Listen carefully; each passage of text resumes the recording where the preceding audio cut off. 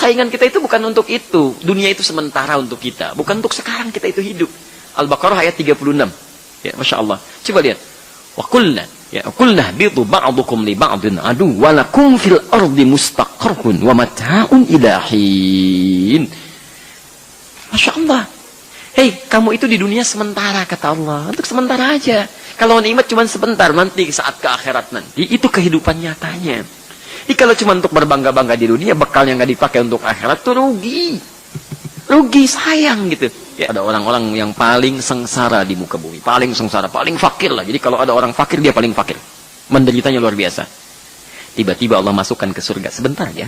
Sepersekian detik. Diambil lagi. Ya. Kata Allah, bagaimana perasaan kamu? Apakah pernah merasa menderita? Gak pernah tuh katanya. Dia gak ingat. Saking nikmatnya surga. Itu hilang semuanya, Pak. Hilang.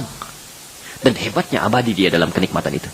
Tapi ada orang yang pernah merasakan kenikmatan paling nikmat sedunia. Nikmat. Kemana disanjung, dinanti-nantikan, diuluh-uluhkan dan sebagainya. Allahu Akbar. Dimasukkan ke dalam neraka sepersekian kecil ya. Ditarik lagi. Bagaimana rasanya? Seakan-akan saya tidak pernah merasakan kenikmatan dalam hidup. Seumur hidupnya. Celakanya begini. Celakanya. Kalau Anda memiliki bekal yang baik dalam urusan dunia. Baik, enak, nyaman. Anda hanya hidup sementara. Tapi saat Anda fakir dalam urusan akhirat, Anda tidak akan pernah meninggal lagi. Jadi kalau orang fakir akhirat, dia akan selamanya fakir. Tapi Anda jangan khawatir. Kalau Anda fakir dalam urusan dunia, tapi kaya dengan bekal akhirat, dunia sementara, begitu di akhirat selamat. Alhamdulillahi wa kafa. Wassalatu wassalamu ala rasulillahil mustafa. Wa ala alihi wa sahbihi wa man wafa. Amma ba'd. Fa ya ibadallah. أوصي نفسي وإياكم بتقوى الله فقد فاز المتقون فلا تموتن إلا وأنتم مسلمون فقال ربنا يا أيها الذين آمنوا اتقوا الله حق تقاته ولا تموتن إلا وأنتم مسلمون وقال يا أيها الناس اتقوا ربكم الذي خلقكم من نفس واحدة وخلق منها زوجها وبث منهما رجالا كثيرا ونساء واتقوا الله الذي تساءلون به والأرحام إن الله كان عليكم رقيبا. Saudara-saudariku, alhamdulillah kembali kita diberikan kepercayaan oleh Allah Subhanahu wa taala untuk hidup sampai dengan maghrib ini. Semoga kehidupan kita mendapat bimbingan dari Allah Subhanahu wa taala sehingga selalu lebih baik dibandingkan hari-hari yang telah kita lalui. Semoga Allah melembutkan hati kita untuk merubah sifat-sifat buruk kita, melembutkan hati kita untuk lebih dekat dengan Allah, memanfaatkan waktu yang tersisa berlomba dalam kebaikan. Hadirin, hari ini kita telah sampai di kisaran tanggal 27 Syawal 1437 Hijrah. Artinya lebih kurang 27 hari kita telah meninggalkan Ramadan. Sebelum kita melanjutkan kajian kita, pembahasan kitab Riyadhus Shalihin sebagai lanjutan kajian subuh kita, saya ingin ingatkan tentang pesan Quran yang begitu dalam, begitu meresap ke dalam jiwa, dengan diungkapkan dengan bahasa yang sangat singkat namun padat, menunjuk orang-orang yang berhasil menunaikan puasanya. Mari saya, Anda, kita coba sejenak lihat ayat ini untuk menilai sampai hari ke-27 ini apakah kita termasuk yang berhasil atau tidak puasanya. Alhamdulillah. Perhatikan kalimat Qurannya. Ya, kita bacakan di Quran surah Al-Baqarah ayat 183 itu. Ketika Allah mengawali kewajiban puasa dan menutupnya sebagai indikator keberhasilan pelakunya. Ya ayyuhalladzina amanu kutiba alaikumus siyam kama kutiba alal ladzina min qablikum. Perhatikan ujungnya, la'allakum tattaqun. Hei orang-orang yang telah menyatakan dirinya beriman kepada Allah, Anda diwajibkan menunaikan puasa sebagaimana kewajiban ini berlaku pada umat sebelum kalian. Apa tujuannya? Apa ukuran keberhasilannya? La'allakum tattaqun. Sangat singkat. Demi meningkatkan ketakwaan kalian. Jadi kata Quran, orang yang berhasil puasa itu sederhana ukurannya. takwanya meningkat. Sekali lagi, takwanya meningkat. Jadi kalau kita ingin mengukur berhasil tidak puasa kita sampai hari ini, silahkan dicek. Sampai hari ke-27 ini, bagaimana peningkatan takwa kita. Saya sering kali ungkapkan, dan hari ini saya tegaskan. Di dalam Quran, kalimat takwa itu, yang derivasinya, seluruh katanya, lebih kurang terurai 115 kali itu, bila dikelompokkan terbagi pada dua bagian. Ini ukuran pentingnya. Bagian pertama, jika Anda mendapati kalimat takwa di Quran dengan berbagai ungkapannya, itu bisa berupa hubungan kita dengan Allah dalam wujud ibadah ritual.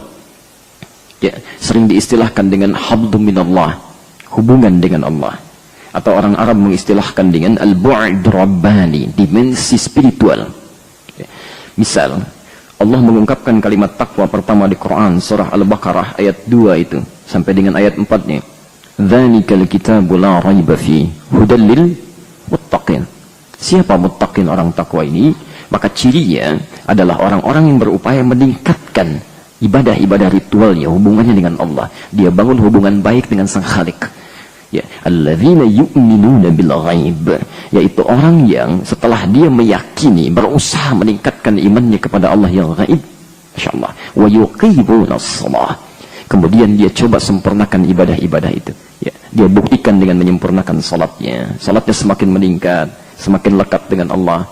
Masya Allah, lihat keadaan diri kita saat Ramadan. Jangankan salat fardu, salat sunnah saja tidak mau tertinggal.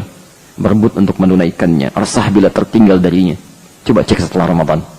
Apakah nuansa itu masih bersemayam dalam jiwa? Atau masih ada sesuatu yang harus kita sempurnakan? Ya, masing-masing kita bisa menilai. Kalau hari ini sampai hari ke-27 salat kita masih abai, Masya Allah. Bacaan Quran kita masih belum seperti yang lalu-lalu, ya, Masya Allah, ada sesuatu yang harus kita buktikan kemudian. Tambah lagi, tambah lagi. Yang kedua, bila Anda menemukan kalimat takwa di Quran, itu bisa berarti juga al-bu'dul insani, dimensi sosial, hubungan dengan makhluk. Sering diistilahkan dengan hablu minan nas. Kita ambil contoh Ali Imran, Quran surah ketiga, ayat 133 sampai 134 itu. Ya, posisi sebelah kanan di mushaf paling atas, di mushaf standar.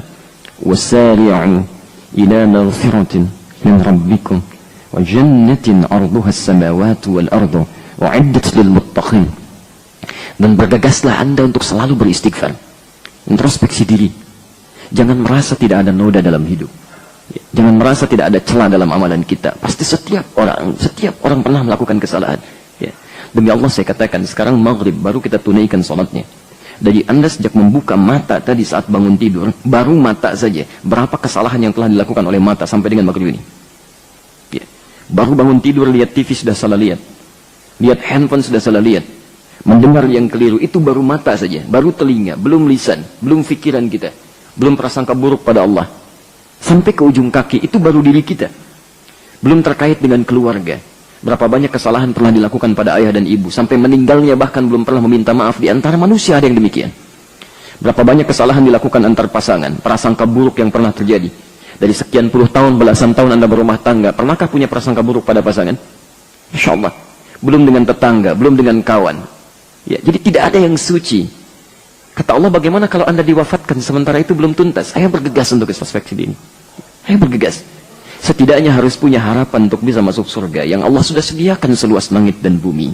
Untuk siapa itu? U'iddat lil muttaqin, untuk orang takwa. Yang menarik siapa mereka ini? Masya Allah, ternyata ketika diungkapkan ciri orang takwa di sini sebagai wujud penyempurna dari yang pertama tadi, ayat 134-nya. Alladzina yunfiquna fis sarai wad dara. Masya Allah cirinya. Ternyata saat di dunia bisa dideteksi orang-orang ini pewaris surga seluas langit dan bumi. Jadi kalau Anda melihat orang-orang seperti ini berjalan di muka bumi, Masya Allah, itulah ahli surga. Pewaris surga seluas langit dan bumi, jalan-jalan tapak di tapak-tapak bumi. Ya. Siapa dia? Yang gemar berbagi dalam keadaan lapang ataupun sulit. Dia lakukan karena Allah. Makanya kita dilatih saat Ramadan. Jangankan saat punya air putih pun yang terbatas Anda bisa bagi dengan orang. Masya Allah. Anda dikasih kurma 3 bisa dibagi dengan orang lain. Masya Allah, saat Ramadan. Coba kita lihat pasca Ramadan. Jangan-jangan Allah sengaja kirimkan surga pada kita seluas langit dan bumi, kitanya tidak mengambilnya. Kita tidak mengambilnya. Allah antarkan musibah pada satu komplek. Masya Allah, Airnya datang begitu cepat, setiap orang panik. Anda melihat itu rumah Anda tidak terkena musibah. Apa yang terjadi? Sebagian orang masih sibuk dengan merekam, pasang status. Padahal Allah sudah antarkan surga dekat dengannya untuk bisa dia raih itu. Apa kepekaan kita? Jangan-jangan surga itu bisa begitu dekat dengan kita, tapi kita yang menjauhinya. Ya. Kurang apa lagi Allah antarkan? Masya Allah. Lebih nikmat, Pak. Lebih nikmat, Bu, surga itu, Masya Allah. Nikmat dibandingkan dengan snack yang dihidangkan saat ini. Jauh, ya. Jauh, Masya Allah. Ya. Ayo. Jadi, coba sesuatu di sekitar kita. Tidak harus ditangkap pakai akal, tapi pakai iman. Ada orang sakit, Alhamdulillah Allah antarkan ini. Ya. Allah antarkan bagian dari surga kita untuk meningkatkan amalan kita. Cepat praktikkan. Katanya mukmin satu dengan yang lainnya bagaikan satu tubuh. Yang kalau sakit yang lainnya merasakan. Mana buktinya? Ya. Mana buktinya? Ya. Ayo. Wal kaziminal ghaidha. Dia pandai menahan amarah. Wal 'afina 'anil nas. Bahkan Masya Allah, begitu ada orang salah pun dia cepat maafkan. Ya, tidak cepat merespon hal-hal buruk yang ditujukan kepadanya. Masya Allah. Karena itu, mohon izin, ini hanya sebagai pembuka saja. Dari sekian uraian yang disampaikan ini, 2 ciri ini, coba cek sampai hari ke-27 ini. Ya, sejauh mana peningkatan takwa yang telah kita rasakan. Yang tahu hanya Allah dan diri kita sendiri yang bisa menentukan kemana arah hidup kita. Ya. Karena itu jangan merasa pesimis. Ya, cara berpikirnya jangan begini, berarti saya gagal. Belum tentu. Belum tentu. Kalau Anda merasa kurang sampai hari ke-27 ini, cepat buktikan. Masih ada hari selanjutnya yang sedang kita alami sekarang. Ayo, mumpung diberi kesempatan. Kita belum tentu hidup sampai esok. Setidaknya malam ini tangisi diri kita. Bertobat dari kesalahan-kesalahan kita. Ambil bagian yang lainnya. Bila diberi kehidupan lagi esok hari, maksimalkan. Bikin rencana malamnya. Masya Allah, kemarin saya ketinggalan, bangun terlambat. Ya, salat subuhnya terlambat, langsung ke fardunya. Awas, istilah orang-orang soleh dulu ahli surga. Anda bayangkan, ahli surga, sahabat-sahabat Nabi, bahkan keluarga Nabi, itu kalau bangun subuh menunaikan langsung ke salat subuhnya, istilahnya terlambat. Terlambat. Ahli surga, sahabat Nabi, dekat dengan Nabi, Masya Allah, luar biasa tingkat surganya, menunaikan salat subuh, ketinggalan salat sunnahnya terlambat. Ada orang belum jelas surganya, bukan sahabat Nabi, tidak menentu keadaan dirinya, Masya Allah, bangun jam 7 santai aja. Bukan hanya sunnahnya, fardunya tertinggal. Ya. Ummu Habibah diungkapkan di hadis riwayat At-Tirmidzi, nomor hadis 414. Ya, ketika Rasulullah SAW mengungkapkan satu pesan yang sangat mulia lewat lisannya. Lihat kalimatnya. Man shalla 12 rak'atan fi yaumin wa lailatin. Siapa yang bisa konsisten menunaikan salat sunnah 12 rakaat rawatib yang mengiringi salat fardunya siang dan malam, apa saja itu ya Rasulullah? Arba'an qabla dhuhri, 4 rakaat sebelum zuhur. Hadisnya 22. Rak'ataini ba'daha, 2 rakaat setelahnya. 6.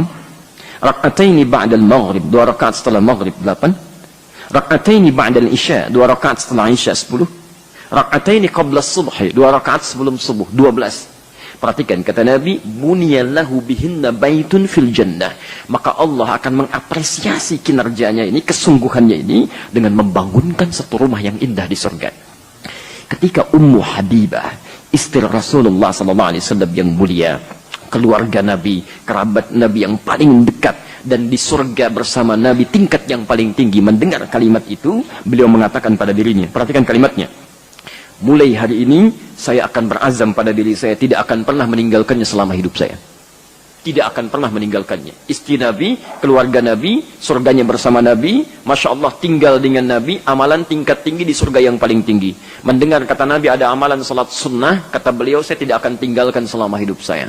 Ada perempuan bukan istri Nabi, bukan keluarga Nabi, nggak pernah lihat Nabi, di mimpi jarang melihat Nabi, di surganya belum tentu ketemu Nabi, tidak bersanding dengan Nabi, diberikan kesempatan dalam hidupnya, jangankan yang sunnahnya, kadang fardunya pun masih diabaikan juga. Ada pertanyaan besar sampai hari ini yang harus kita petakan. Ya. Jadi saya ingin mengajak pada diri saya dan kita semua, mari kita sama-sama lebih sungguh-sungguh dalam beribadah. Demi Allah saya katakan, ya saya tadi sampaikan siang dalam sesi tausiah pertemuan salah satu ikatan keluarga besar dari satu kota, bahwa tiket ke surga itu sekarang semakin mahal, Pak, Bu, semakin mahal. Kami saat kembali dari salah satu daerah di Jawa Tengah, namanya Binangun, desa yang barangkali tidak banyak dikenal, dicari di Google pun belum ketemu itu mungkin, ya. Menuju arah-arah perbukitan, kami mengunjungi satu masyarakat yang diantara keinginannya ingin pelihara kambing. Masya Allah, ya, mulia, merawat untuk kepentingan banyak orang. Kita kunjungi, keadaannya bersih, wajahnya satu keluarga itu. Hidupnya cuma 100.000 per bulan, Pak. Masya Allah, 100.000 per bulan. Anda bayangkan, bisa hidup tenang, nyaman, tidak banyak masalah. Yang paling menarik, saat kami datang lihat kambing yang barusan dibawa dari tempat jual belinya, ternyata mulutnya ditutup pakai potongan aqua yang besar itu. Tutup. Saya diam seperti ini, saya berpikir, ini kenapa? Lalu kami tanyakan, ini kenapa kambing ditutup? Perhatikan, jawaban ini seketika membuat saya terpaku. Diam saya beberapa detik itu. Ya, nyaris mengeluarkan air mata. Saya diam. Perhatikan jawabannya. Ini kami tutup karena ketika dibawa dari tempat kami beli sampai ke sini, kami takut di jalan mulutnya itu makan makanan yang bukan haknya.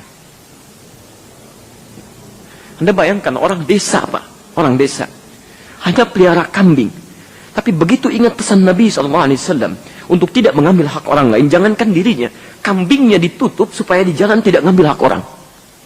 Hanya dititipkan oleh Allah 100.000, dia jaga setiap sennya. Sehingga ketika ditanya oleh Allah di akhirat nanti dia bisa bertanggungjawabkan. Maka Anda yang dititipi 10 kali lipat daripada itu, 1.000 kali lipat, 10.000 kali lipat, demi Allah saya katakan, setiap sennya akan ditanya oleh Allah, dan apa yang akan dipertanggungjawabkan nanti, itu akan ditanya. Karena itu bertakwalah kepada Allah. Tidak mudah mendapati surga saat ini. Fitnahnya mulai banyak, godaannya luar biasa. Barangkali kita yang merasa diri kita itu rajin taklim, rajin mencatat, hafal hadisnya, ternyata mereka itu yang tidak pernah mencatat, yang banyak mengamalkannya. Kita yang merasa, Masya Allah, sesuai dengan sunnah, semangatnya luar biasa. Mungkin mereka itu setengah hari lebih cepat, kata Nabi, masuk surga dibandingkan kita 500 tahun lebih awal. Ya. Jadi bertakwalah kepada Allah. Pulang pada keluarga Anda, lihat istrinya, lihat anaknya. Ketika anak orang lain sibuk dengan dunianya, maka anak Anda jangan sempat tertinggal dengan ibadahnya. Ya. Karena itu mari kita kembalikan pada bahasan kita. Semoga Allah mengampuni dosa-dosa kita dan menjadikan kehidupan Ramadan kita bermakna untuk kita bawa pulang kepada Allah Subhanahu wa taala. Saya mohon maaf bila dalam kesempatan-kesempatan taklim sampai hari ini ada sesuatu yang barangkali tidak berkenan atau kekeliruan yang hadir, maka mohon maafkan saya dan tunjukkan pada saya bagaimana supaya saya bisa memperbaikinya. Ya. Saya menerima beberapa informasi, ada WhatsApp gitu ya, yang juga disampaikan pada saya. Masya Allah, ada 70 ustaz yang harus diwaspadai. Dan Anda berhadapan sekarang dengan satu di antara 70 itu ya. Saya urutan ke-45, Alhamdulillah itu ya, Masya Allah. Baik, saya tidak ambil pusing ya, jangan buang-buang energi mengurusi sesuatu yang tidak penting. Mahal energi Anda itu. Lebih baik gunakan pada yang positif. Yang seperti itu tepikan aja sudah. Gak usah dibahas, gak usah dikomentari, terlalu mahal. Lebih baik Anda gunakan untuk baca Quran, lumayan pahalanya banyak ya. Itu ketinggalan zaman. Zaman Nabi sudah banyak yang seperti itu. Zaman Nabi, orang-orang yang menuduh orang-orang baik yang berdakwah, yang menyampaikan risalah, itu sudah banyak dulu itu. Jadi orang ini ketinggalan zaman dan jauh ketinggalannya. 15 abad belakangan itu ya. Baik, jadi jauh usah diambil pusing yang seperti itu. Baik. Tapi saya mengambil hikmah yang positif dari situ, bahwa nanti saya sediakan line, mungkin nomor handphone saya yang khusus hanya untuk menerima masukan-masukan saja yang sifatnya korektif ya. Boleh di situ kalau mau mencela boleh gitu ya, meluruskan boleh, apa saja ya. Tidak ada yang lain, tidak ada konsultasi, tidak ada macam-macam, hanya untuk itu saja. Jadi maksud saya begini, saya ingin memotong peluang orang berbuat salah dan maksiat yang lebih lebar. Kadang-kadang begini, ketika ada persoalan, itu seringkali di-share di media sosial. Itu buruk, Pak. Buruk sekali ya. Anda punya masalah dengan orang, misal, kemudian Anda share status, ya, nggak nyangka ternyata dia berbuat seperti itu sudah nyangka pertama tuh, nggak nyangka ya, nyangka tuh, ya. Baik, yang jadi masalah dibagi dengan orang mulai penasaran, maka orang pun mulai suudzon, akan mulai bertanya-tanya, bahkan mungkin muncul fitnah. Yang jadi masalah ketika orang yang bersangkutan memaafkan Anda, selesai Anda dengan dia, tapi Anda belum selesai dengan banyak orang yang melihat statusnya dan prasangka buruk, itu yang menyebarkan dosa. Karena itulah oleh Nabi dipotong sekaligus, kata Nabi, orang-orang yang menyebarkan dusta, kebohongan itu sama dengan pembuatnya. Jadi kalau Anda share status, share lagi dengan yang lain, sesuatu yang buruk, itu sama dengan Anda pembuatnya. Tinggalkan aja, abaikan. Untuk apa yang seperti itu? Ya. Baik. Mari kita kembalikan Mudah-mudahan Allah berikan kemudahan bahasan kita. Dan supaya kita efektif, karena kita itu hanya akan tersisa penghujung beberapa bulan lagi, saya ingin menyelesaikan beberapa bab dari Riyadhus Shalihin. Jadi insyaallah untuk bahasan kita di pekan kelima pun kita tetap ke Riyadhus Shalihin ya, supaya nyambung dengan bahasan subuhnya. Nanti kalau ada sesi khusus, kami sedang menulis kitab sekarang yang nanti saya umumkan di akhir kajian ya. Bismillahirrahmanirrahim. Kita masih bahasan tentang babul ikhlas ya, bab yang pertama.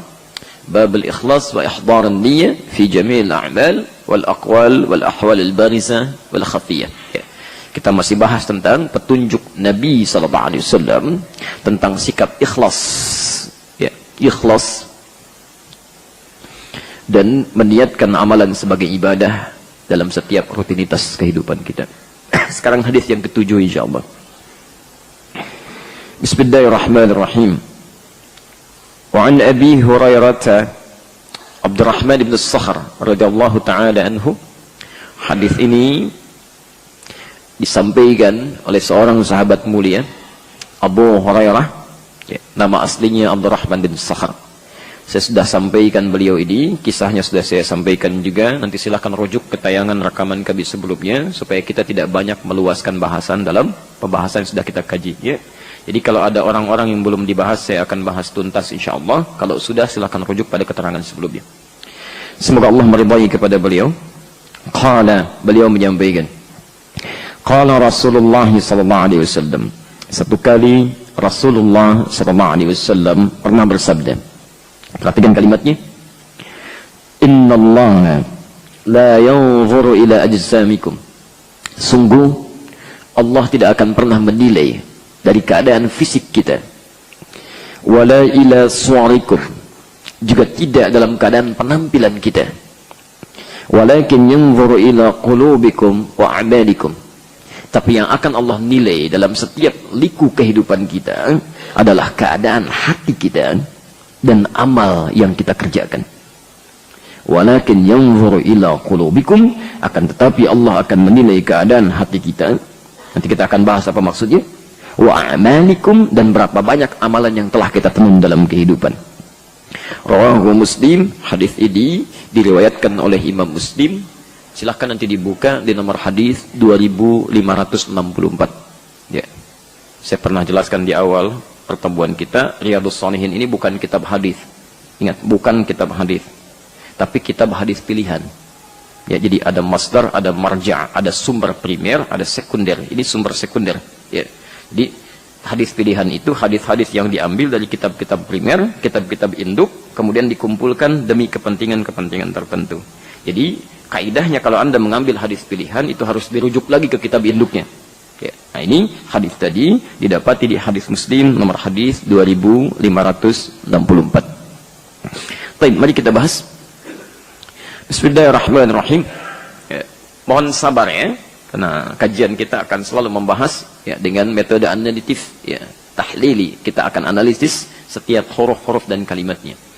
Innallaha, inna Allah sering diartikan sesungguhnya Allah.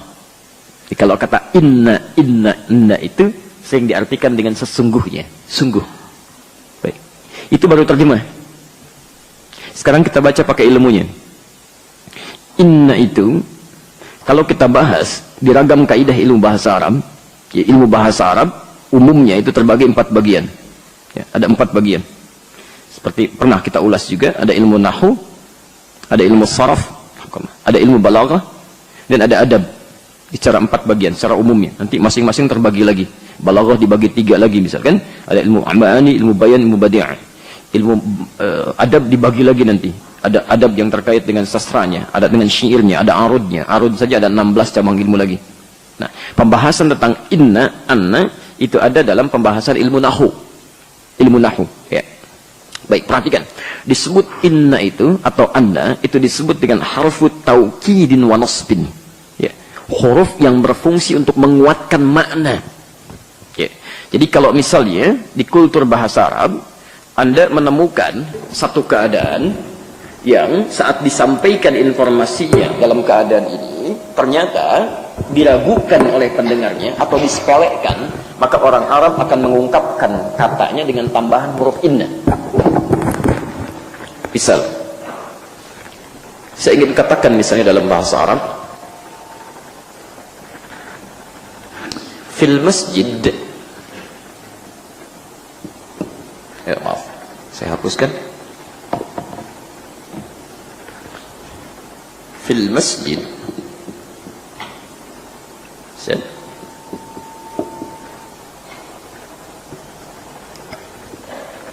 Kitabun. Misal, di masjid ada satu buku. Ya. Lalu orang ragu, masa sih? Kayaknya nggak saya temukan gitu setiap saya ke situ. Ya. Saya ragu. Ya. Maka dalam bahasa Arab, ketika seseorang ragu terhadap satu informasi, maka dia tambahkan inna di depannya untuk meyakinkan dan menguatkan. Inna fil masjid kitab. Ya. Inna fil masjid kitaban.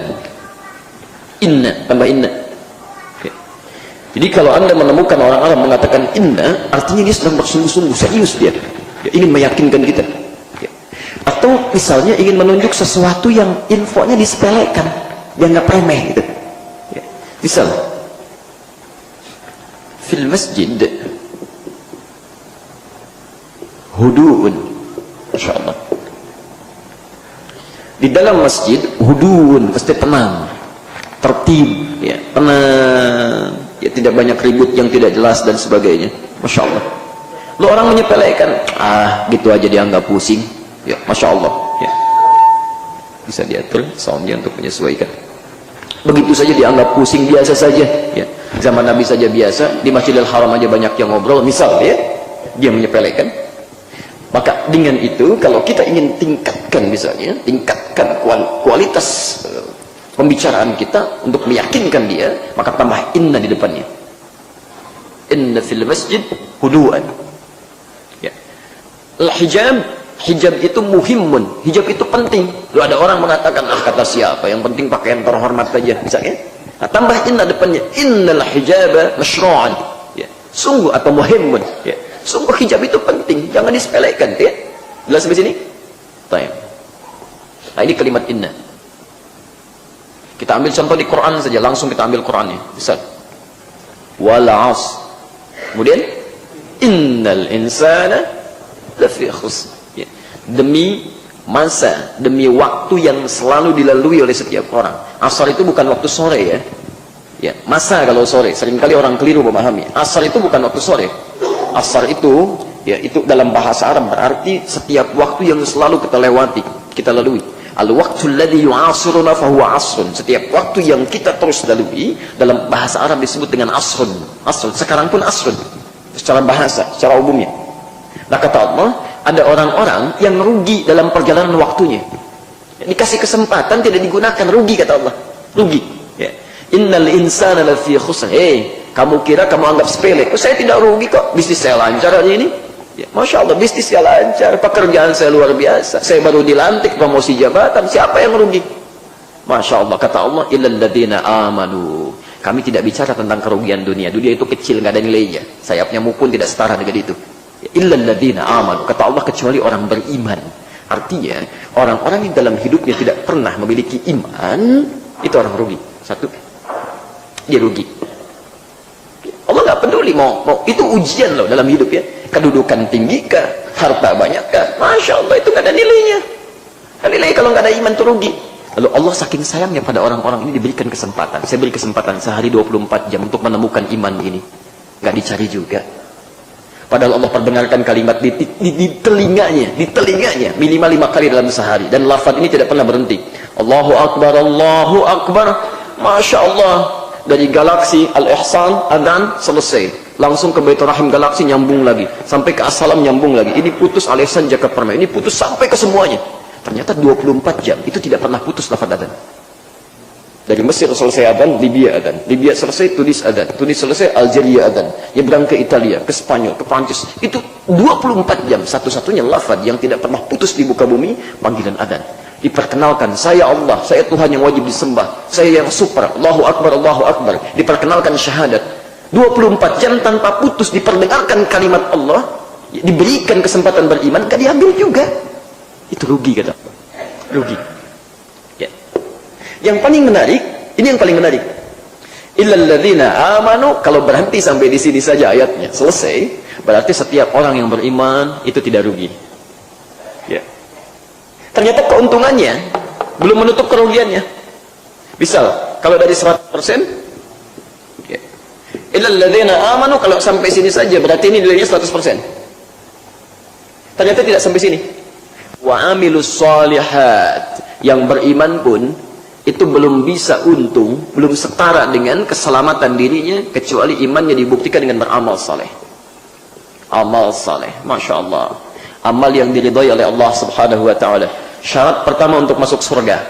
Kalau ini diambil misal 50%, kita belum bahas keseluruhan ayatnya. Bisa, kalau kita bagi dua, ini 50%, ini 50%. Jadi anda bayangkan, orang beriman pun kalau tidak beramal saleh, itu belum aman. Apalagi yang tidak beriman. Dan jadi masalah, maaf, apakah setiap orang beriman sudah beramal soleh? Coba cek diri kita sampai dengan barusan sholat sunnah itu. Sholat kita saja, berapa sekian sholat yang kita tunaikan yang sudah diridhoi oleh Allah Subhanahu Wa Taala? Itu baru amalan harian. Bahkan peringatan Quran mengatakan, perhatikan, ada orang-orang sholat bermasalah, ada dicela itu, dicela dan disebut celaka oleh Quran. Fawailul lil musallin, tadi dibacakan dalam sholat maghrib. Dan celaka orang sholat saja bisa celaka, maka bagaimana dengan yang tidak sholat? Kita bayangkan itu ya. Ya. Jadi ketika Allah mengungkapkan, menyandingkan iman dengan amal saleh, itu tandanya tidak cukup kita beriman saja. Anda harus berlomba untuk meningkatkan itu. Ya. Makanya Allah berikan pada setiap orang sesuai dengan kapasitasnya bekal untuk beramal saleh. Masya Allah, ada yang dititipkan kedudukan, bukan untuk dibanggakan. Kalau cuma membanggakan, yang dulu udah banyak kedudukan dia tuh. Ya. Lebih tinggi lagi dan lebih hebat. Ada Fir'aun raja sampai ngaku Tuhan. Ya, jadi kalau ada orang-orang sekarang dikasih kedudukan merasa hebat, itu ketinggalan zaman. Dulu sudah ada dan tenggelam juga. Allah titipkan kedudukan itu untuk membuat polisi yang baik, kebijakan-kebijakan beramal soleh dengan itu. Mumpung Anda jadi RT, besok lusa belum tentu dipilih lagi. Ya. Maka bikin dari sekarang kebijakan yang bagus, ajak keluarga, bikin surat aja. Ya mau atau enggak terserah mereka, bikin surat ajakan untuk sholat subuh ke masjid berjamaah. Masya Allah, dengan surat Anda yang Anda keluarkan, 3 orang aja ingat tentang itu ke masjid, Anda dapat pahalanya itu. Nggak usah dipikirin urusan Allah menggerakkan hati orang untuk ke masjid, yang penting Anda sudah buat dan jadi saksi di hadapan Allah Subhanahu Wa Taala. Sayang. Kalau cuma ngurus dunia, nggak ada nilainya. Mumpung Allah kasih tuh. Ayo para RT. RW macam-macam ya. Daripada buang-buang waktu bikin spanduk, pasang foto gini macam-macam, ya nggak ada nilainya ya. Masya Allah, begitu diangkat pasang foto dari Sabang sampai Merauke, besoknya dari reshuffle. Bisa terjadi gitu ya. Hati-hati, jadi manfaatkan. Dikasih harta, gunakan ya. Gunakan, kan sering saya katakan, orang paling kaya dulu sudah ada disinggung di Quran, namanya Korun. Hartanya banyak, kunci berangkasnya saja di bawah 10 orang nggak kuat ngangkat ya, saking kayanya. Setiap berjalan kemana-mana itu 10 orang pak di belakangnya, paling minimal, paling sedikit. Ini saya, kunci saya, sombong. Kaya sombong. Ya. Sudah ada dulu, jadi orang kaya sombong itu pengusaha hitam dulu sudah ada. Kalau sekarang ada orang kaya nggak sekaya Korun sombong, keterlaluan itu. Dan ketinggalan zaman. Ketinggalan, sudah ada yang dulu gitu. Ya, jadi Allah sadarkan, kami titipkan harta ini, wabtaghi fima ataqallahu daral akhirah. Kami titipkan ini untuk cari bekal, bukan untuk pamer. Ya, ini sayang, karena Anda nggak punya potensi amal yang bagus lagi selain yang ini nih, masa nggak digunakan juga gitu? Ya, makanya rahmatullah. Karena itu syarat untuk masuk surga tidak cukup dengan iman.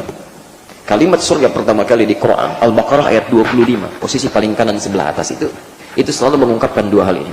Wa basyiril ladzina amanu wa 'amilus shalihat anna lahum jannatin tajri min tahtihal anhar. Berikan kabar gembira. Masya Allah, belum masuk surga sudah dikasih kabar gembira. Jadi kalau Anda menginginkan bagian dari orang yang dapat kabar gembira ini, Anda tunaikan ini aja 2 dulu. Ya. Wa basyiril ladzina amanu, berikan kabar gembira pada orang-orang yang telah beriman, wa 'amilus shalihat. Kemudian dia aktualkan keimanannya, diaktualisasikan dengan banyak mengerjakan amal saleh. Jadi tidak cukup surganya mengatakan dalam riwayat Quran yang disampaikan pada kita, firman Allah Subhanahu Wa Taala, tidak cukup iman saja, tidak cukup amal saleh saja. Jadi kalau ada orang beramal saleh, misal, tapi tanpa iman, itu pun tidak akan ke surga juga. Ya. Itu Allah akan balas, saking adilnya akan dibalas di dunia, di akhirat tidak ada. Itu ada di Quran surah ke 25 ayat 23. Wa qadimna ila ma 'amilu min 'amalin faj'alnahu haba'an manthura. Dan bila ada orang-orang non-muslim yang tidak punya iman, dia berbuat baik saat di dunia, ikut-ikutan bangun, nyumbang, bikin macam-macam dan sebagainya, perbaiki jalan, itu saking sayangnya Allah dengan sifat rahmannya itu dibalas saat di dunia, diberikan apresiasi, bahkan tidak sedikit mendoakan mudah-mudahan dapat hidayah, mudah-mudahan mau masuk Islam, itu dibalas. Tapi kalau dia tidak mau beriman juga sampai ke akhirat, faj'alnahu haba'an manthura, kami akan jadikan semua itu sebagai debu yang berterbangan. Itu inna ya. Dan ternyata maaf, ini iman baru 25%, amal soleh baru 25%, belum selesai. Yang ketiganya watawasaw bil haq, 25% lagi, watawasaw bis sabr, 25% lagi. Jadi kalau Anda menginginkan keselamatan, bebas dari kerugian, ingin masuk surga, maka 4 hal ini tunggangi dalam kehidupan. Jadi kalau misalnya kita beriman, mengerjakan amal soleh, itu amalan kita baru 50%. Kalau dosanya juga 50%, kemana tempatnya? Itu ya. Baik. Inna. Ketika lafaz inna di hadis ini disandingkan dengan Allah, innallaha. Ini artinya Allah ingin menerangkan kepada kita melalui lisan Rasulnya bahwa ada informasi yang akan disampaikan, Anda jangan sepelekan. Ini penting. Karena itu menggunakan inna. Ini poinnya. Innallaha. Bisa Nabi mengatakan begini, Allah la yanzuru ila ajsamikum, atau la yanzurullahu ila ajsamikum. Tapi ketika menggunakan inna, seakan-akan Nabi ingin memberikan isyarat, ada orang-orang yang ketika disampaikan info ini menyepelekan, nah ini gampang, ini biasalah gitu ya. Maka kalau Anda menemukan ayat Quran atau hadis menggunakan inna, maka berikan perhatian 2 kali lebih dalam dibandingkan dengan kalimat-kalimat yang lain. Jelas ya? Baik. Bismillah. Innallaha la yanzuru ila ajsamikum. Sungguh Allah, ya, yakinkan pada dirimu, ya, jangan pernah ragu, jangan sepelekan, Allah itu tidak akan pernah menilai keadaan fisik kita. Nah, bahasanya menggunakan yanzuru dari kata nazara. Quran surah 88 ayat 17 kalau saya tidak keliru. Insyaallah hafal kita ayatnya. Al-Ghasyiyah. Afala yanzuruna ilal ibli kaifa khuliqat. Saya boleh hapus dulu dia, bagian. Apa artinya nazara? Nazara yanzuru, ya, sering diartikan dengan melihat, memperhatikan.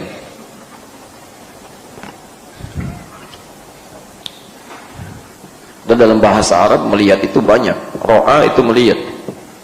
Ra'a, yara, nazara, basara, ya. Nah, sekarang kita fokus kepada satu kata saja, ya, yang lainnya kita tepikan dulu. Bapak Ibu sekalian, nazara dalam bahasa Arab itu setidaknya mengandung arti melihat secara komprehensif, ya. Makanya diterjemahkan dengan singkat memperhatikan, melihat dengan utuh, teliti, ya. Jadi melihat secara utuh, Masya Allah, dan teliti. Misal, ini apa? Papan tulis itu ro'a dalam bahasa, baru ro'a. Tapi ketika Anda lihat dari sudut-sudutnya, ini papan tulis sebelah sininya ukurannya sekian, ini ada pelapisnya, ini ada karetnya, ini ada roda putarannya di sini sampai ke bawahnya, terus secara utuh keseluruhannya. Nah, itu bahasa Arabnya disebut dengan nazara. Tidak cukup sampai sini. Lalu Anda teliti, misal, ini kenapa menggunakan kakinya seperti ini? Kenapa dipakai rodanya? Apa fungsinya? Apa aplikasinya dalam penggunaannya? Itu nazara namanya. Jelas di sini? Masya Allah, ketika Allah berfirman, afala yanzuruna ilal ibili kaifa khuliqat, apakah tidak ada di antara manusia itu bisa membandingkan penciptaan diri dengan penciptaan unta? Saking jelinya Allah menciptakan unta, teliti dari setiap organ atas sampai dengan ujungnya. Kenapa unta? Nanti satu kali Anda bisa cek ya. Saya beri gambaran begini, kalau sempat, cobalah satu kali kajian tafsirnya main-main, praktek tafsir Quran. Kami pernah praktekkan waktu di Tripoli, termasuk di Indonesia. Kita ajak teman-teman kumpul, ada 2 bis dengan beberapa kendaraan. Masya Allah, kajian tafsir di kebun binatang Ragunan. Ya betul, di kebun binatang Ragunan. Temanya mengeluarkan semua hewan yang ada di Quran. Keluarkan. Oh, Masya Allah, kita bikin kelompok, ada kelompok kera, ya, tulis kelompok kera, si fulan, si fulan, si fulan. Ada kelompok unta, si fulan, si fulan, si fulan. Ada kelompok gajah, si fulan, si fulan, si fulan. Ketika kita berikan kesempatan, silahkan analisis. Misal Al-Baqarah 65, ya, ketika Allah berfirman mengutuk orang-orang Yahudi menjadi kera, kunu qiradatan khasiin, jadilah kalian kera yang hina. Coba analisa ada apa tuh di kera sampai dikutuk menjadi kera. Kenapa tidak diutuk menjadi tikus saja misal? Kok harus kera? Ada apa dalam kera itu? Itu menarik Pak, Masya Allah. Ketika itu dianalisis, ternyata sikap-sikap dan perilaku dalam kehidupannya itu mirip-mirip hewan itu. Gak percaya silahkan, ya, analisis sendiri, nanti bandingkan, perhatikan, ya. Itu ketika laporan mereka menyampaikan hasilnya, kami lempar dengan makanan, tangkap dengan yang kanan, lempar lagi pisang, tangkap kiri, lempar lagi, tangkap dengan dua kaki. Kalau sudah bosan di daerahnya, caplok daerah lawan lain. Tapi kalau ada kera yang lain datang, langsung diusir, diperangi. Nah, itu salah satunya. Makanya bisa disimpulkan, oh ternyata ini kok, ya. Bukan yang lainnya, bukan karena keranya, tapi ada sifat-sifat yang harus diwaspadai. Jadi pesan kepada kita, kok yang ramai dibahas tentang keranya, dikutuk menjadi kera? Bukan. Allah ingin menyampaikan kepada kita ada sifat-sifat yang tidak baik dalam karakter masyarakat ini yang Anda harus waspada, gitu. Makanya diturunkan hadis-hadis Nabi-nya. Itu indah Pak saat bahas itu tuh, Masya Allah. Oh rupanya begini, ya. Tidak dalam konteks mengecilkan atau menjadikan ras ini ras kera, bukan, itu nggak ada hubungannya, ya. Nanti bahas lagi yang lainnya. Masya Allah, ketika kelompok unta presentasi datang, ternyata banyak keistimewaannya luar biasa. Unta satu-satunya hewan yang punya lensa mata tersendiri. Masya Allah, hewan disebut Safinatus Sahra, kendaraan padang pasir paling canggih. Jadi kalau Anda punya mobil sehebat apapun, lewat padang pasir datang badai, selesai, diam, paksakan mogok. Unta santai aja, terus lensanya muncul, nutup, jalan aja santai. Unta, Masya Allah, itu baru matanya, belum tembolok ya, punya kekuatan dengan izin Allah bisa menampung air, tidak minum dalam 3 bulan. Anda puasa nggak minum 17 jam, jangan bangga. Unta 3 bulan, ya, dan tidak merasa sombong, biasa aja, ya, Masya Allah, biasa aja. Ini manusia baru cuma nahan 12 jam aja udah mengeluh, kami 12 jam, unta 3 bulan, biasa aja gitu. Coba pelajari, jalan aja. Dan Masya Allah, ketika dia minum itu, dia simpan, apa fungsinya? Ternyata dia punya keinginan, kekuatan yang dia bangun bisa membantu orang. Orang naik ke punggungnya, dia bawa kemanapun mereka menginginkannya. Di energi yang dia hasilkan dimanfaatkan untuk kepentingan orang. Binatang bisa begitu, masa manusia tidak? Ya. Belum lagi yang lainnya. Masya Allah, unta itu ternyata punya 2 kaki 2 tangan.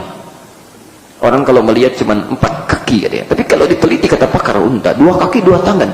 Sampai Ibnul Qayyim Al-Jauziyah, Masya Allah, pernah membahas juga uraian ini. Ketika membahas turun dari i'tidal ke sujud itu, apakah menggunakan telapak tangan atau lutut, itu dibahas. Masya Allah, kalau Anda bahas uraian di sifat salat Nabi karya beliau itu indah sekali bahasannya. Ya, depannya tangannya, belakangnya kakinya.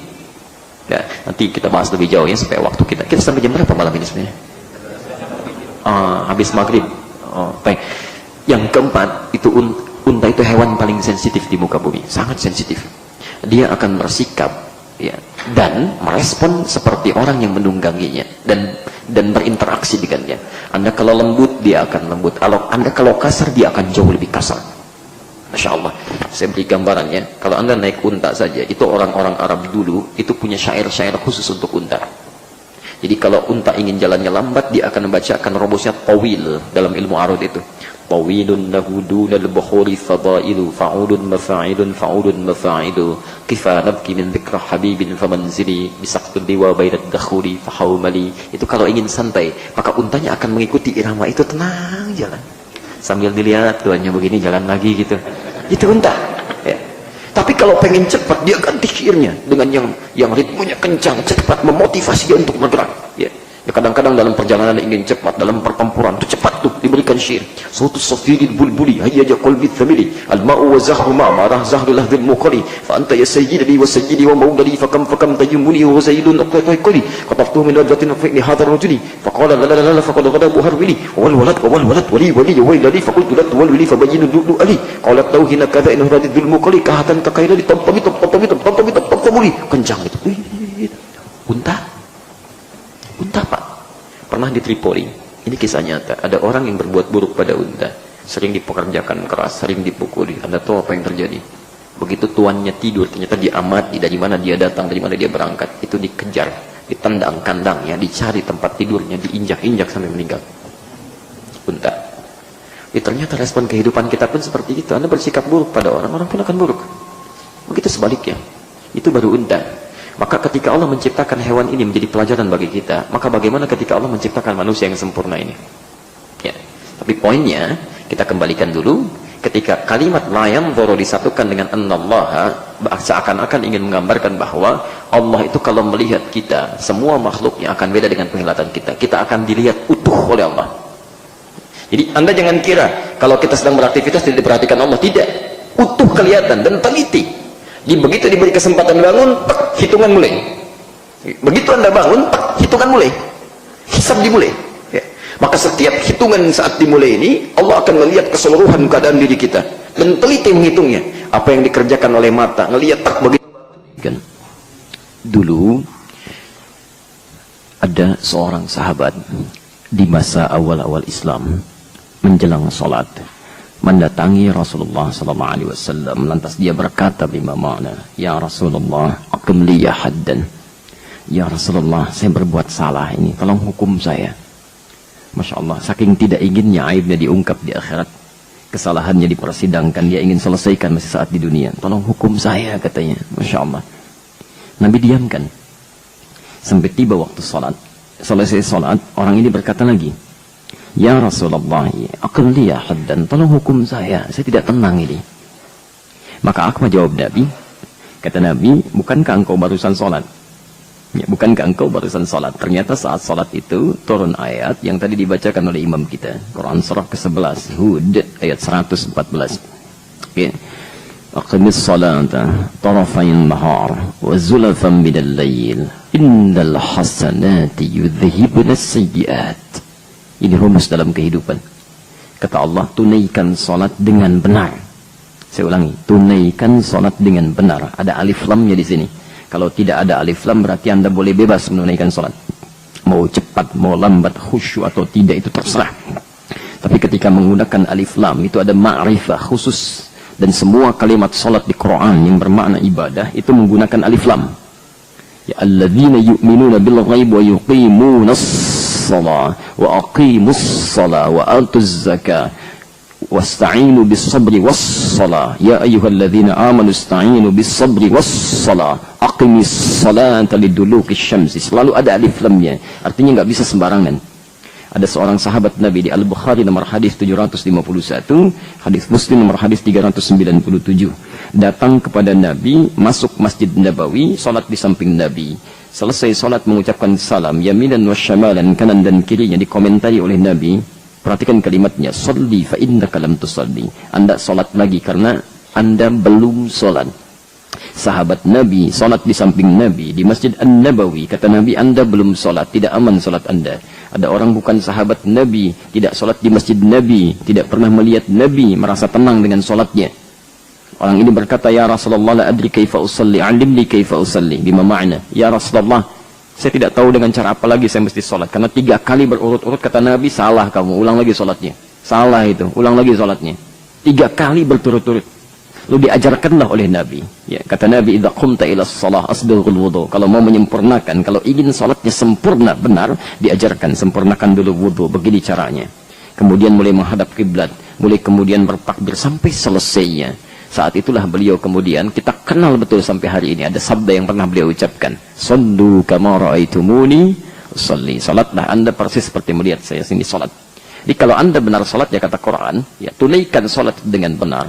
Ya tarafain nahar, baik yang ada di antara ujung siang itu, ya dari mulai subuhnya, zuhurnya, asarnya, kemudian wazulafam minal lail sampai ke maghribnya, sampai ke isyanya. Kalau semua itu benar dikerjakan, itu adalah amal baik yang luar biasa, yang bisa, ini poinnya, innal hasanati, pakai inna itu di situ. Di amalan salat kita saja oleh Quran disebut hasanat. Dan dijamakkan bentuknya. Hasanat itu kebaikan luar biasa. Kebaikan luar biasa. Dan kata hasan kalau disebutkan di Quran itu seakar dengan ihsan. Ihsan itu kebaikan yang merasa dipersaksikan oleh Allah. Hadis Muslim nomor hadis yang ke-8, ya, di Al-Arba'in nomor hadis kedua itu. Malaikat Jibril turun dari langit sekadar untuk bertanya kepada Nabi. Di antara pertanyaannya dari 4 itu, pertanyaan ketiganya mal ihsan, apa itu ihsan? Dijawab oleh Rasulullah sallallahu alaihi wasallam, an ta'budallaha ka'annaka tarahu fa in lam takun tarahu fa innahu yarak. Ya, fa innahu yarak. Engkau berusaha menjadikan ibadahmu karena Allah. Kalau engkau tak mampu melihatnya, rasakan saat beribadah itu Allah sedang melihat engkau. Jadi kalau orang sholat merasa dilihat Allah akan malu. Malu kalau sholatnya itu tidak bagus. Anda menghadap manusia saja kata-katanya ditata rapi supaya tidak salah. Mau bertemu camat saja Masya Allah disusun dari malam itu. Supaya nggak keliru proposal disampaikan. Kenapa ketika Anda membawa proposal kehidupan kepada Allah dalam setiap sholatnya, bacaan kita belepotan, ayat-ayat berantakan. Masya Allah, apa tidak malu seperti itu? Sedangkan Allah menyaksikan di hadapan kita. Ya, mau berapa lama lagi waktu kita sholat tidak paham bacaan yang sholat kita ungkapkan? Coba dari sekian sholat yang kita lakukan, berapa persen bacaan sholat yang kita pahami? Jadi tidak mungkin orang akan abai itu. Tidak mungkin kalau dia merasa Allah melihatnya. Mustahil ada orang sholat, merasa dipersaksikan oleh Allah, itu handphonenya masih dia gunakan. Masya Allah. Mustahil orang masuk ke rumah Allah. Anda saja masuk ke rumah orang lain, maka Anda akan jawab. Ya. Setiap keadaan-keadaannya, setiap aturannya, adabnya ada. Masuk, orangnya melihat, tidak mungkin Anda sibuk dengan yang lain. Ini ada orang masuk rumah Allah, masih cari Pokemon juga. Allahu Akbar artinya. Itu artinya dia merasa nggak dilihat gitu. Nggak bisa bedakan mana tempat Allah, mana tempat biasa, sulit. Ada yang salah itu di jiwanya. Ada yang salah gitu kan.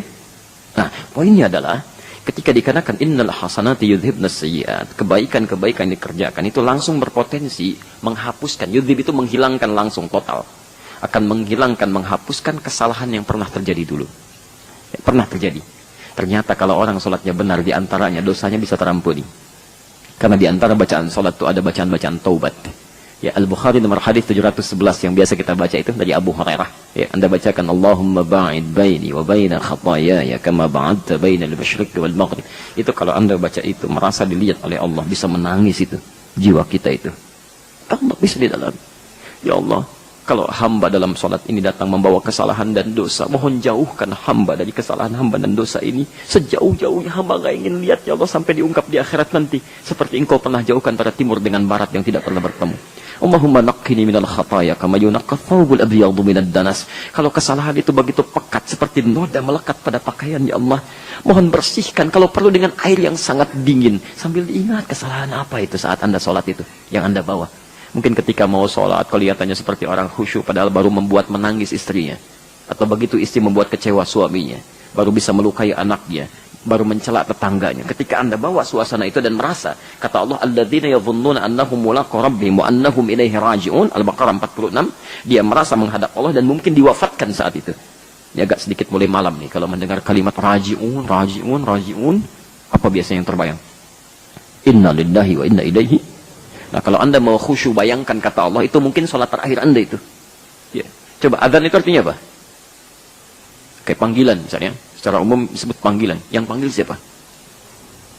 Pak Ivan dipanggil Allah. Jangan Pak Ivan lah, yang lain dulu. Pak Irfan sudah dipanggil Allah. Apa artinya? Kita itu tiap hari dipanggil Allah. Diingatkan, di sini kamu perbaiki hidup dulu. Jangan-jangan kamu wafat sekarang ini. Ya, coba siapkan. Makanya sebelum sholat itu kata Allah, Quran surah 7 ayat 31 itu ya, ya bani Adam khudhu zinatakum, ya, coba kenakan pakaian terbaik yang paling halal. Kemudian Quran surah 5 ayat ke-6 itu, posisi paling kiri sebelah atas, ya ayyuhalladzina amanu idza qumtum ila shalah faghsilu wujuhakum. Coba wudu dengan baik dulu, sempurna dulu. Kenapa? Maaf, jangan-jangan saat Anda mengangkat tangan itu qadarullah ajal Anda tiba. Jadi Anda kembali kepada Allah memakai pakaian yang terbaik, yang halal, yang sudah dalam keadaan berwudu. Masya Allah, tidak ada yang paling indah kecuali diwafatkan dalam keadaan sujud. Ketika sujud itu, ya ayyatuhan nafsul mutmainnah, irji'i ila rabbika radiyatan mardiyah. Mau seperti itu? Insya Allah, nanti subuh ya, insya Allah itu masih ada waktu, masih panjang. Ya, selesaikan dulu kajian, kan kita belum selesai gitu ya. Right. Nah itu yudhibnas sayyi'at, maka kamu kan sudah sholat barusan, sudah, masalah kamu selesai, kamu sudah tobat. Maksud saya, dari sekian ribuan kali ruku dan sujud yang sudah dikerjakan, berapa kali sholat yang sudah bisa mengampunkan dosa kita di hadapan Allah? Karena itu Nabi pernah menyampaikan hadis Muslim nomor hadis 223. Lihat kalimatnya, as-salawatu ila as-salawat, wal jumu'atu ila al-jumu'ah, Wa Ramadan ila Ramadan kafaratun lima bainahunna. Seharusnya, kata Nabi, seharusnya salat satu dengan yang lainnya di antara jarak interval keduanya. Kemudian Jum'ah ke Jum'ah. Jadi ada jarak yang harian, ada jarak pekanan, ada jarak tahunan. Ramadan ke Ramadan itu menggugurkan dosa-dosa yang pernah dikerjakan di antara itu. Saking sayangnya Allah tidak ingin ada hamba yang masuk neraka. Saking sayangnya itu. Tiap hari dibendangkan. Kalau nggak cukup sehari mingguan. Kalau nggak cukup pekanan tiap tahun ditawarkan. Tapi kenapa nggak diambil gitu? Kurang apa lagi? Allah tuh tidak ingin begitu lahir bersih kok pulang bawa kotoran. Harusnya datang bersih, pulang bersih. Itu harusnya gitu ya. Ayo coba sama-sama ya, termasuk saya, kita coba perbaiki diri, saling mengingatkan dalam kebaikan, ya, tumbuhkan. Udah nggak usah berbangga sebagai seorang hamba sekali lagi ya. Cukup kita yang paling nyaman itu bangga di hadapan Allah nanti saat dipanggil. Saya Ramadan kemarin mengatakan, usahakan semua pintu surga itu memanggil nama kita. Ayo supaya berebut itu. Kan ada yang dipanggil ahli puasa dipanggil dengan Ar-Rayyan, kan? Ahli tahajud dipanggil lewat pintu tahajud, babat tahajud. Ahli sedekah dipanggil lewat pintu sedekah. Ya, nah kita mau dipanggil lewat pintu yang mana? Kan nunggu orang berangkat, Ar-Rayyan masuk, ini belum masuk, ditutup, dak selesai. Masya Allah, sudah. Ahli tahajud manggil itu malaikatnya masuk, kita belum terpanggil. Misal, ya. Ahli sedekah dipanggil, Masya Allah. Tapi kata Nabi ada orang-orang yang diperebutkan oleh seluruh pintu itu, dan Abu Bakar didoakan termasuk salah satu di antaranya. Sudah kita bahas saat Ramadan kemarin. Nah sekarang ada kesempatan di hadapan kita membentang, manfaatkan. Mumpung masih ada pilihannya. Saran saya, buat rencana dari malam ini. Besok mau beramal apa saja. Coba cek, ya harus terarah ya. Terarah, terencana. Kalau tadi antum baca Quran berapa ayat, jangan-jangan nggak baca karena nggak punya rencana. Besok punya rencana. Saya sehari sampai maghrib minimal misalnya, misal 10 halaman. Kemudian bagi subuh sekian halaman, zuhur sekian halaman, asar sekian halaman. Kalau seperti itu mudah terkoreksi amalannya, gampang dilihatnya, mudah diperbaikinya. Kalau antum nggak punya rencana, semaunya nanti baca-baca, enggak. Anak kecil 4 tahun sudah mulai 15 juz, ini 40 tahun baca aja masih susah. Ya mau sampai kapan gitu ya? Coba perbaiki lagi sholatnya, tambah dengan sunnahnya. Besok kualitas meningkat. Allahu Akbar harus paham. Jadi begitu lisan mengucapkan Allahu Akbar, pikiran menerjemahkan. Allah Maha Besar, hati meresapi. Allah Maha Besar, saya berikrar. Kenapa saya selalu merasa besar dalam hidup? Sombong dalam kehidupan, angkuh terhadap kawan, besar kepala terhadap yang lain, ya, dan sebagainya. Baik, kita teruskan dulu sebentar. Kita ambil sekitar 5-10 menit saja. Lalu kita berikan pengumuman, lalu kita tutup insyaAllah. Karena besok Senin, barangkali masih ada persiapan untuk Anda menikmati urusan dunia itu ya. Baik. Allahu Akbar. Innallaha, sungguh Allah itu, jangan pernah kamu ragukan kata Nabi, dan jangan disepelekan. La yanzuru, tidak akan pernah mengamati seseorang sekian telitinya ila ajsamikum. Ternyata bukan meneliti masalah jasadnya, fisiknya. Ya, di rutinitas yang kita kerjakan, maksud hadis ini, rutinitas yang kita kerjakan, aktivitas yang kita jalani, ternyata penilaian Allah tidak terletak pada bentuk fisikal. Ya, bentuk badan kita ya, Allah. Itu yang membedakan penilaian Khalik Allah. Jadi Allah menyebut dirinya dengan Khalik.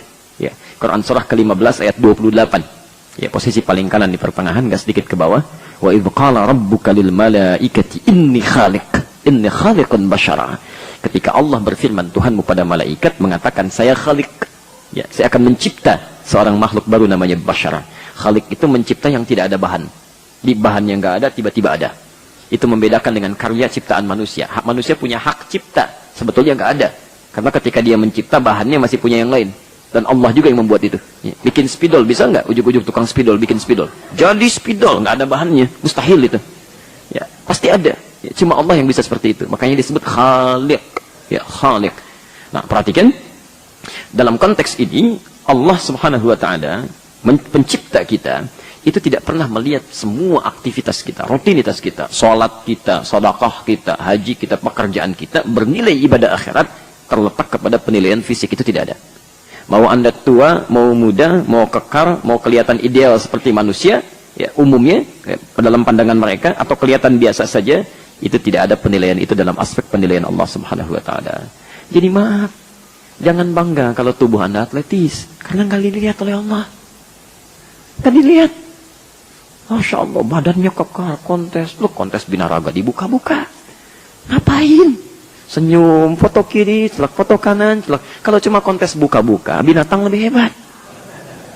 Kuda keliling Bekasi tanpa celana, biasa aja. Ya, Biasa aja gitu, ngapain? Ya Allah kirimkan kita untuk beda dengan hewan. Allah tutupi, kenapa Anda buka? Kan? Masya Allah. Jadi ada kesan-kesan yang keliru ini. Kesan keliru dalam kehidupan. Sama perempuan juga begitu. Lihat itu hewan-hewan betina. Nggak ada yang sombong, biasa aja. Jadi kalau kontes buka-bukaan, mereka juara. Dan santai saja gitu ya. Coba dicek. Saya dari salah satu negara kemarin, saya tidak perlu sebutkan negaranya ya. Baik. Saya lihat fenomena menarik sekali. Jadi ada orang-orang yang agak sulit kalau punya keturunan. Ya, ini terlalu banyak dunia jadi berpikirnya seperti itu. Jadi merasa sulit kalau punya keturunan. Riwuh pakai wuh gitu ya. Agak repot. Akhirnya apa yang dipelihara? Anjing. Dan nggak tanggung-tanggung. Anjingnya dikasih troli. Jadi orang bawa bayi ini bawa anjing dorong-dorong gitu ya. Banyak. Dan nggak tanggung, dibajuin. Dibajuin. Masya Allah, anjing dibajuin. Yang dorong-dorongnya ya membuka sebagian bajunya. Kan aneh ya. Ya. Terus Ustaz lihat, tidak. Cuman pas lewat gitu kan, seketebetak, astagfirullah, salah ini. Keliru gitu ya. Anda bisa bayangkan, hewannya dibajuin, manusianya tidak. Kan aneh. Ya. Coba cek gitu ya. Tapi giliran manusia berbuat salah, hewan dipersalahkan. Yang korupsi manusia yang dituduh tikus. Yang cari-cari persoalan dalam kehidupan. Laki-laki yang cari-cari macam-macam. Yang disalahkan buaya. Ya kan? Perempuan yang keluyuran, disalahkan kupu-kupu. Salah apa? Itu beberapa hal kadang-kadang mesti diperbaiki itu ya. Mesti dilihat kembali dari kita. Jadi jangan bangga kalau fisik Anda baik. Gunakan untuk amal saleh. Ya, orang cantik itu satu kali akan hilang. Jadi jangan bangga dengan kecantikan para perempuan kita. Ya, itu ujian. Gunakan kecantikan itu pada hal yang baik-baik. Untuk mensyukuri nikmat dan sebagainya. Sama. Yang ganteng-ganteng juga kadang-kadang juga astagfirullahaladzim. Kadang banyak hal yang tidak tepat tuh ya. Tidak tepat. Ya. Anda bukan untuk dipamerkan. Masya Allah, wajah cantik dipakai, dilihat semua orang, muncul di TV. Allahu Akbar, ketika semua orang bermaksiat, itu orangnya dapat dosanya itu. Dapat dosanya. Ya. Demi Allah saya katakan, risalah lewat tayangan ini pada seluruh artis-artis yang ada di Indonesia. Siapapun mereka. Ketika Anda tampil, dilihat oleh orang pada umumnya, maka Anda membawa kebaikan, pahalanya untuk Anda. Ketika orang mengamalkan. Tapi ketika Anda bermain dalam sinetron, bermain dalam film, bermain dalam iklan, menampilkan ajakan-ajakan pada keburukan dengan tampil auratnya terbuka, segalanya yang buruk ditiru oleh orang, maka semua dosa itu Anda berperan di dalamnya. Anda berperan. Dan bayangkan berapa dosa Anda kumpulkan, tidak akan cukup ditebus dengan honor yang Anda dapatkan dari tayangan syuting yang telah Anda kerjakan. Demi Allah saya katakan, tobatlah Anda, mendekat kepada Allah, masih ada masa untuk berubah. Masih ada masa untuk berubah. Ya, dan Allah akan angkat derajat di hadapan Allah Subhanahu wa taala. Jangan takut kehilangan materi. Betapa banyak dulu saudara-saudari kita, artis-artis yang pada awal masanya hidup dalam keglamorannya tiba-tiba bertobat, menggunakan hijabnya, ternyata tidak kehilangan jobnya. Bahkan Allah berikan dengan sangat terhormat, sangat terhormat. Masya Allah, muncul di tayangan yang baik-baik saja, ketemu orang baik-baik, honornya lebih halal lagi, segalanya terencana dengan baik dan mulia, dan hidupnya nyaman, nyaman gitu ya.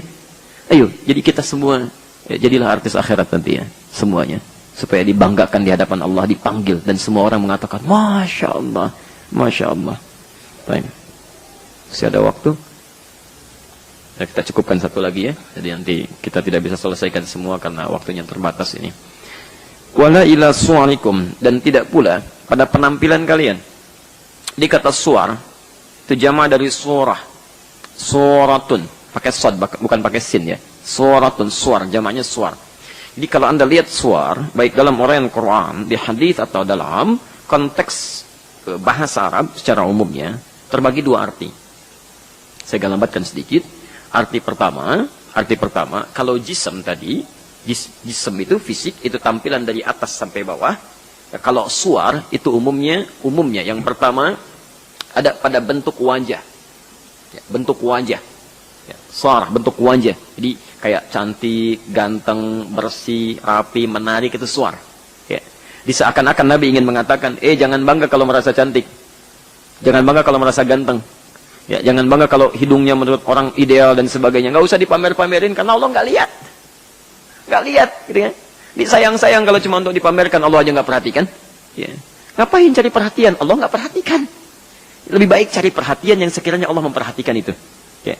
Nah, jadi itu yang pertama. Yang kedua, tidak disebutkan suarun dalam konteks pembahasan bahasa Arab. Itu juga kecuali menunjuk pada makna yang kedua, tampilan kehidupan, bukan tampilan fisikal. Ya, tapi tampilan yang menyertai kehidupan kita.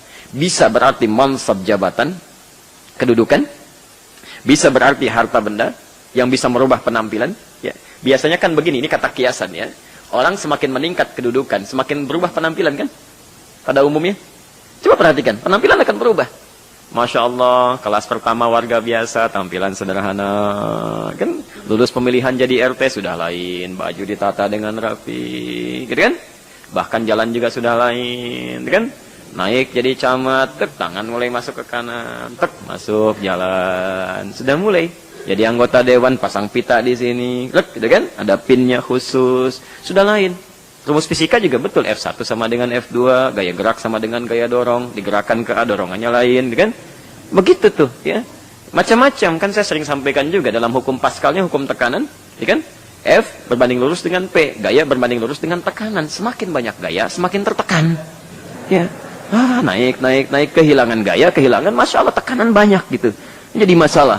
Jadi kalau orang hidupnya cuma banyak gaya dengan tampilannya, tekanannya penuh. Biasa di atas, tiba-tiba turun. Coba lihat, yang harta juga begitu. Dulu kan waktu naik angkot kan tawadunya luar biasa. Begitu turun, nunduk, terus sedekah, Pak, gitu kan. Coba lihat, begitu mobil pribadi sudah lain. Naik, jeng, naik, gitu kan. Sudah mulai jalan. Apalagi dulu pernah terjadi, saya diinfokan. Sekelas yang kecil biasa. Itu waktu belum terpilih, pakai motor keliling-keliling, motor sederhana. Masya Allah, begitu jadi perwakilan dari rakyatnya, naik, nggak bisa buka pintu. Nggak bisa buka. Harus dibukain. Sopirnya turun dulu, silahkan Pak, baru naik, naik ke atas gitu ya. Cuma itu nggak dilihat oleh Allah, ngapain? Ngapain cari perhatian, tapi nggak diperhatikan. Kan aneh itu namanya orangnya tuh. Ya aneh gitu ya. Nah itu kata Nabi, kamu nggak usah begitu, nggak diperhatikan kok. Ngapain begitu? Jadi nggak ada nilainya. Tadi yang saya sampaikan, ya baik itu harta benda, kedudukan, apapun dan sebagainya, itu nggak bernilai kata Nabi. Kalau urusan dunia, silakan kalau mau jadi ahli dunia. Tapi kamu nggak akan selamanya di situ. Kalau cuma bangga-bangga untuk ahli dunia, silakan. Jangankan orang Islam, non-Muslim juga bisa seperti itu. Jadi persaingan kita itu bukan untuk itu. Dunia itu sementara untuk kita, bukan untuk sekarang kita itu hidup. Al-Baqarah ayat 36. Ya, Masya Allah. Coba lihat. Wa qulna bitu ba'dukum li ba'din adu wa lakum fil ardi mustaqarrun wa mata'un ilahin. Masya Allah. Hei, kamu itu di dunia sementara kata Allah. Untuk sementara aja. Kalau nikmat cuma sebentar, nanti saat ke akhirat nanti itu kehidupan nyatanya. Jadi kalau cuma untuk berbangga-bangga di dunia, bekal yang nggak dipakai untuk akhirat tuh rugi. Rugi, sayang gitu. Ya. Nanti ada riwayat hadisnya panjang sekali. Ada orang-orang yang paling sengsara di muka bumi. Paling sengsara, paling fakir lah. Jadi kalau ada orang fakir, dia paling fakir. Menderitanya luar biasa. Tiba-tiba Allah masukkan ke surga. Sebentar ya. Tak sekian, sepersekian detik. Diambil lagi. Tak. Ya. Kata Allah, bagaimana perasaan kamu? Apakah pernah merasa menderita? Gak pernah tuh katanya. Dia gak ingat. Saking nikmatnya surga. Itu hilang semuanya Pak. Hilang. Dan hebatnya abadi dia dalam kenikmatan itu. Tapi ada orang yang pernah merasakan kenikmatan paling nikmat sedunia. Nikmat. Kemana disanjung, dinanti-nantikan, dielu-elukan dan sebagainya. Allahu Akbar. Dimasukkan ke dalam neraka sepersekian kecil ya. Ditarik lagi. Bagaimana rasanya? Seakan-akan saya tidak pernah merasakan kenikmatan dalam hidup. Seumur hidupnya. Celakanya begini. Celakanya. Kalau Anda memiliki bekal yang baik dalam urusan dunia. Baik, enak, nyaman. Anda hanya hidup sementara. Tapi saat Anda fakir dalam urusan akhirat, Anda tidak akan pernah meninggal lagi. Jadi kalau orang fakir akhirat, dia akan selamanya fakir. Tapi Anda jangan khawatir. Kalau Anda fakir dalam urusan dunia, tapi kaya dengan bekal akhirat, dunia sementara, begitu di akhirat, selamanya Anda tidak akan pernah fakir lagi. Sekarang saya tawarkan pilihan. Anda mau fakir dunia, kaya akhirat, atau mau fakir akhirat, kaya dunia. Tidak ada pilihan ketiga. Nah, kalau Anda menginginkan yang ketiga, maka gunakan segalanya cari. Turunkan ayat-ayat Qur'annya. Berikan bekal. Kalau Qur'an panduan kehidupan kita. Keluarkan setiap ayat Qur'annya. Coba sehari keluarkannya. Saya sering sampaikan ini, sudah dipraktekkan belum? Ya, coba Anda buat peta hidup lah yang baik. Ya, nggak ada kata terlambat. Ya, tidak ada kata terlambat. Lebih baik terlambat daripada terlambat banget. Ya. Ayo siapkan dari kita sekarang. Besok bimbingan keluarga. Bagaimana keluarga Quran? Turunkan ayat-ayat Quran tentang keluarga. Mendidik anak yang baik dan sebagainya. Besok cara bekerja menurut Quran dan Sunnah. Keluarkan tuntunan bekerja. Itu sudah dikeluarkan oleh ulama kita itu. Ada kitab-kitab khusus. Coba buka. Kalau buka kitab hadis itu, keluarkan tuntunannya. Ya, misal Kitabul Buyu', tuntunan tentang bisnis, keluarkan bisnis sesuai tuntunan Nabi. Turunkan ayat-ayatnya, turunkan hadisnya. Bawa, catat, bukan cuma catatan rapat aja. Bawa bagaimana rapat menurut sunnah, ya kan? Bagaimana jual beli menurut tuntunan Al-Quran, keluarkan. Ya, ada kitab macam-macam, Kitabul Iman, cara menaikkan iman. Kenapa Anda sering bertanya, Ustaz, kenapa iman suka naik turun? Bagaimana cara menaikkannya, nggak turun-turun? Imam Al-Bukhari membuat kitab, jilid pertamanya, itu langsung. Sahih Al-Bukhari, Kitabul Iman, 57 hadis. Cara menaikkan, mempertahankan, tidak turun. Seperti apa caranya? Ada tuntunan dari Nabi-nya. Berapa sudah kita keluarkan? Jangan-jangan sibuk ikut banyak taklim, sibuk nyatet, tapi jarang diamalkan. Jadi masalah gitu kan? Baik, sekira kita cukupkan sampai sini dulu ya. Supaya ada keterbatasan kita untuk sedikit-sedikit. Jangan-jangan banyak-banyak nanti yang diingat sedikit gitu ya. Jadi lebih baik sedikit tapi dipraktekkan banyak. Mohon izin untuk menyampaikan beberapa informasi, menguatkan apa yang disampaikan dari masjid tadi. Untuk menambahkan sebagian yang belum disampaikan. Pertama, kami memperhatikan Masya Allah semangat untuk belajar begitu tinggi dan sangat baik. Dan saya khusus berdoa kepada Allah Subhanahu Wa Taala, siapapun yang hadir di Majlis Ilmu atau menyaksikan tayangan di media sosial yang baik-baik, Allah berikan kelembutan dan kemudahan dalam kehidupannya untuk semakin belajar. Tapi kadang-kadang dalam pelajaran itu semangat saja tidak cukup. Semangat saja tidak cukup. Perlu punya manhaj yang benar, ya, perlu pelajaran-pelajaran yang prioritas bisa dipelajari dengan baik, sehingga pelajaran itu efektif, benar, tidak ada lompatan-lompatan juga yang bisa membingungkan dalam belajar. Nah, itu insya Allah saya sudah pelajari selama mengajar ini. Saya coba keluarkan tuntunan-tuntunan sunnah Nabi dari hadis-hadis beliau langsung, dari tuntunan ulama dan beberapa yang kami pernah lewati dalam belajar. Saya mohon doanya saja. Saya kemarin sudah saat libur itu kami punya waktu berapa hari, saya coba tuliskan untuk memenuhi itu semua. Dan sekarang insya Allah sedang dilihat, barangkali beberapa hari atau pekan ke depan sudah bisa dicetak. Kita buat nanti Al-Majmu', ini tuntunan untuk ta'lim, termasuk nanti untuk para orang tua jika ingin mendidik anaknya sesuai dengan tuntunan Rasulullah. Nanti semuanya hadis-hadis yang saya keluarkan. Di hadis-hadis saya juga terus sampaikan validitasnya. Maksudnya ini kualitasnya bagaimana, sahih atau tidak. Ya, jadi saya nggak bawa hadis dhaif di sini, semuanya sahih. Dan semuanya dicantumkan oleh para imam-imam yang fiqh terpercaya ya. Jadi semua terkait dengan petunjuk Nabi saya keluarkan, mesti apa, bagaimana cara cari guru yang benar, materi apa yang dipelajari, bagaimana supaya ilmunya cepat diserap ya, dan sulit lupa dan sebagainya. Nah, kita coba rangkum ini. Nah, ini tidak banyak, nanti mudah-mudahan selesai dan mudah-mudahan bisa dibagikan dan dipelajari untuk kita semuanya. Ya, ini pertama. Dan semoga Allah Subhanahu Wa Taala memudahkan Anda untuk mempelajarinya. Ya. Baik, yang kedua, nanti kita akan dekat ke Idul Adha. Ini saya belum tanyakan kesepakatannya karena tadi kami sampaikan terusannya kita akan lanjutkan Riyadhus Shalihin. Kita juga akan cetak ulang ini tentang tuntunan Idul Adha. Jadi ini penting dipelajari. Saya sudah keluarkan tuntunan sunnah-sunnah baik terkait sholatnya, bahkan dari awal Idul Adha-nya, dari awal Idul Adha-nya, dari awal bulan Dzulhijjah. Ya, sunnahnya apa saja, apa yang dikerjakan dan sebagainya. Ini ada tuntunan praktis termasuk persoalan-persoalan yang sering muncul di saat Idul Adha. Nah, saya pikir begini, saya kira nanti kalau sudah jadi ini dan bisa didapatkan, nanti barangkali Pak ambil satu sesi sebelum Idul Adha untuk mempelajari ini dulu.